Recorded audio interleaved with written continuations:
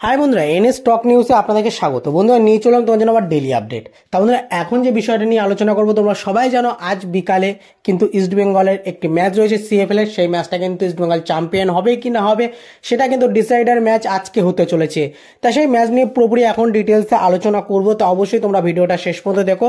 আর যারা চ্যানেলে প্রথমবার এসছো অবশ্যই কিন্তু চ্যানেলটা সাবস্ক্রাইব করে পাশে থাকা বেল আইকনটি ক্লিক করে নিও। তা বন্ধুরা, এবার আসি মূল আলোচনায়। প্রথমত তোমাদেরকে যেটা জানাবো সেটা হলো যে গতবারের যে সিএফএল চ্যাম্পিয়ন, সেই চ্যাম্পিয়নশিপ আইএফ এর পক্ষ থেকে অফিসিয়ালি অ্যানাউন্সমেন্ট করে দেওয়া হয়েছে। তোমাদেরকে আমি আগেও জানিয়ে দিয়েছি। তা সেই মতো কিন্তু এবারে আজকে দুপুর 2টো নাগাদ কিন্তু সেই গত মরশুমের চ্যাম্পিয়ন্স ট্রফি সেটা কিন্তু ইস্টবেঙ্গলের হাতে তুলে দেওয়া হবে বলে জানানো যাচ্ছে।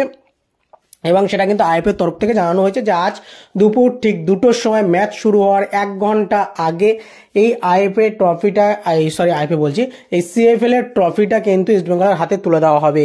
তাহলে আরেকটা ম্যাচ চ্যাম্পিয়ন হওয়ার মুখে এসে যদি তুমি গতবারের চ্যাম্পিয়নশিপের ট্রফিটা তুমি যখন হাতে পাবে, তখন তোমার সেই কি বলবো যে তোমার আবেগটা অনেকটাই কিন্তু বাড়বে। এছাড়া কিন্তু তোমার যে একটা খেলা জেতার যে একটা উদ্দীপনা, খেলা জেতার যে একটা কনফিডেন্স, সেটা কিন্তু অনেকটাই বেড়ে যাবে বলা যায় ইস্টবেঙ্গল প্লেয়ারদের। তা সেই জায়গা থেকে মনে করি আজকেও কিন্তু ইস্টবেঙ্গল চ্যাম্পিয়ন হবে এবং আজকে কিন্তু এই মরশুমের ট্রফিটাও তারা হাতে তুলতে পারবে, এইটুকুনি আশা রাখি। এবার বিষয়টা হচ্ছে যে ইস্টবেঙ্গল আজকের ম্যাচটা কিরকম খেলবে সেটা নিয়ে। কারণ দেখো, ইস্টবেঙ্গল অনেকদিন আগেই ম্যাচ খেলেছে, সেই 14 তারিখে ম্যাচ খেলে এসছে, আর তারপরে কিন্তু আজকে আবার ম্যাচ খেলতে চলেছে। তা সেই জায়গাতে কিন্তু অনেকটা গ্যাপ হয়ে গেছে। গ্যাপের মধ্যে তারা কিভাবে তাদের নিজেদের কনফিডেন্সটাকে ধরে রাখতে পেরেছে এবং তাদের ফিটনেসটা কতটা বেটার আছে সেটাই কিন্তু এখন দেখার বিষয় থাকবে। আর এই ইউনাইটেড তারা কিন্তু একদমই দুর্বল দল নয়। তারা কিন্তু যদি দুর্বল দল হতো তাহলে ভাবা যেত যে হ্যাঁ দুর্বল দল, কিন্তু ইউনাইটেডও কিন্তু ভালো লড়াই দেবে।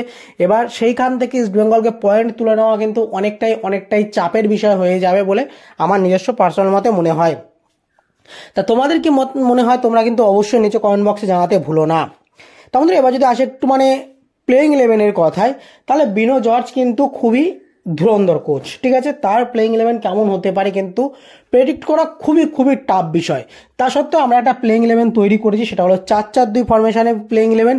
গোলকিপার থাকছে অবশ্যই দেবজিৎ। দুজন যে সেন্টার ব্যাক থাকছে সেটা হলো চাকু মান্ডি ও প্রভাত লাকড়া। দুজন যে সাইড ব্যাক থাকছে সেটা হলো বিক্রম এবং সুমন। আর 4জন যে মাঝ মাঠে বা উইঙ্গার পজিশনে থাকছে, 2টো উইঙ্গার থাকছে বিষ্ণু এবং জেসিন। দুজন যে মাঝ মাঠে থাকছে সেটা হলো গুইতে এবং তন্ময়। আর দুজন যে আপফ্রন্টে থাকছে 4-4-2 এর যে দুজন আপফ্রন্টে, সেটা হলো ডেভিড এবং এডমুন্ড। এরকমটা কিন্তু প্লেইং 11 হলেও হতে পারে। এবার আমি আবারও বলছি, বিনো জর্জের প্লেইং 11 ধরা কিন্তু অতটা সহজ নয়। তাই কিন্তু আমরা যতটুকু আমাদের নিজস্ব নলেজ হিসাবে যতটুকু পেরেছি ততটুকু তোমাদেরকে জানিয়েছি। তোমাদের কি মতামত তোমরা কিন্তু অবশ্যই জানিও যে আজকে প্লেইং 11টা কেমন হতে পারে। আর এছাড়াও কিন্তু তোমরা লাইভ টেলিকাস্ট কোথায় দেখতে পারবে, কারণ লাইভ টেলিকাস্ট তো এসএসসিএন ছাড়া আদার্স কোনো জায়গায় দেখাচ্ছে না। তার জন্য তোমাদের চ্যানেলটা সাবস্ক্রাইব করে রাখতে হবে। চ্যানেলটা সাবস্ক্রাইব করে রাখো। আমি কিন্তু কমেন্ট বক্সে কিন্তু তোমাদের ঠিক ম্যাচ শুরু হওয়ার আগে লিঙ্কটা কিন্তু আমি শেয়ার করে দেবো। তাই কোনো রকম কোনো চিন্তা করার দরকার নেই, আমি ঠিক ম্যাচ শুরু হওয়ার আগেই কিন্তু তোমাদেরকে লিঙ্ক শেয়ার করে দেবো। তার জন্য কিন্তু শুধুমাত্র তোমাদেরকে চ্যানেলটা সাবস্ক্রাইব করে পাশে থাকা বেল আইকনটি ক্লিক করে রাখতে হবে। এইটুকুনি তোমাদের কাজ, আদারওয়াইজ আর কিচ্ছু করতে হবে না। এইটুকুনি কাজ করলেই কিন্তু তোমরা ম্যাচ দেখার লিঙ্কটা পেয়ে যাবে।